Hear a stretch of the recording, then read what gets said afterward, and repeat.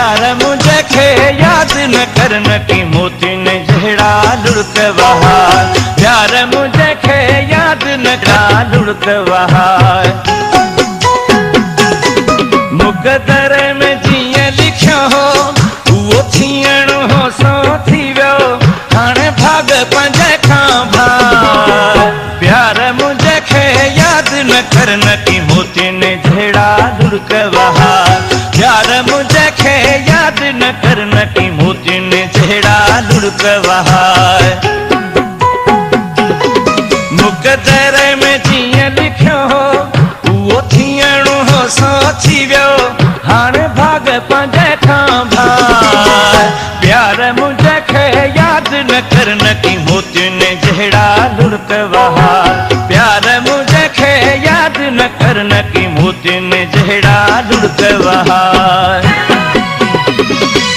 जैसा तुझो लेख लिखियो आ हाणे तोले सब कुछ उहो आ।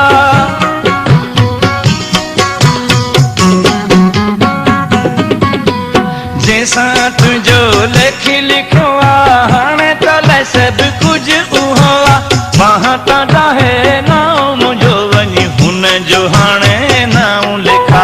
नाम मुझो वञी हुन जो हाणे नाम लिखा। मुक़दर में जीअं लिखियो हो उहो थियण हो सो थी वियो हाणे भाग पंहिंजे खां भार। प्यार मुझे खे याद न करन की मोती ने जड़ा लुढ़क बहार। प्यार मुझे खे याद न करन की मोती ने जड़ा लुढ़क बहार। हाणे अजायो रो न प्यारा याद करे ॾींहं मोहब्बत वारा।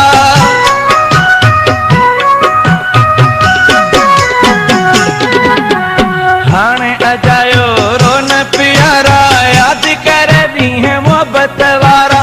नकी मूंखे परेशान पिरी कर नकी जवानी पंहिंजी जला। नकी मूंखे परेशान पिरी कर नकी जवानी पंहिंजी जलाए। मुक़दर में जीअं लिखियो हो उहो थियण हो सो थी वियो हाणे भाग पंहिंजे खां भार। प्यार मुझे खे याद न करन की मोती ने जड़ा लुढ़क बहार। प्यार मुझे खे याद न करन की मोती।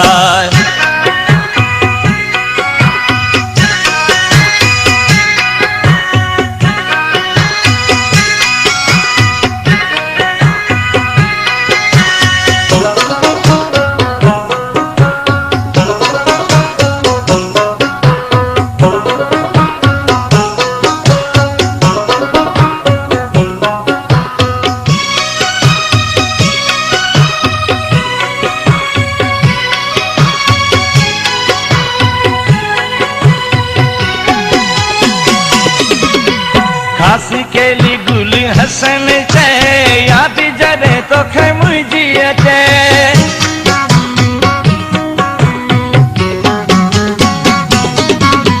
खासी केली गुल हसन चे याद जॾहिं तोखे मुंहिंजी अचे। घर जे भातियुनि साण वेही उहे मिंट ॿ टे दिलि खे विंदरा। घर जे भातियुनि साण वेही उहे मिंट ॿ टे दिलि खे विंदरा। मुक़दर में जीअं लिखियो हो उहो थियण हो सो थी वियो हाणे भाग पंहिंजे खां भार। प्यार मुझे खे याद न करन की मोती ने जड़ा लुढ़क बहार। प्यार